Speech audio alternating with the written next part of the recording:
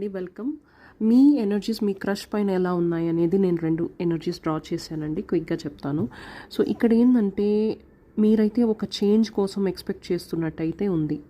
మీ energies ఇప్పుడు ఎలా ఉన్నాయంటే చాలా వెయిట్ చేశాను, తన సైడ్ నుంచి ఏమీ మూమెంటే లేదు, ఇంకా నేను మాత్రం ఎందుకు ట్రై చేయాలా, నేను మాత్రం ఎప్పుడు ఎందుకు కాల్ చేయాలా, మెసేజ్ చేయాలా అన్న ఒక థాట్ ప్రాసెస్లో అయితే ఖచ్చితంగా ఉన్నారు. ఓకే, మీరు ఒక యాటిట్యూడ్ అనేది మెయింటైన్ చేస్తున్నారు, ఆ పర్సన్ కూడా ఒక యాటిట్యూడ్ అనేది అయితే మెయింటైన్ చేస్తున్నట్టు అయితే కనిపిస్తూ ఉంది. సో ఇంకా మీకు హోప్ అయితే ఉంది, ఫ్యూచర్లో ఏమైనా పాజిటివ్ చేంజెస్ ఉంటాయేమో, స్లోగా ఉండే సిచ్యువేషన్ ఏమన్నా మారుతుందేమో అన్న ఒక థాట్ ప్రాసెస్లో అయితే ఉన్నారు. బట్ ముందున్నంత ఎనర్జీలో అయితే లేరు. మీరు ఎనర్జీ కొంచెం డల్ అయిపోయింది మీ క్రష్ పైన, కొంచెం యాటిట్యూడ్ ఎనర్జీస్లోకి వచ్చేసారు, మీ ఓన్ ఎనర్జీస్లో కూడా వచ్చేసారు.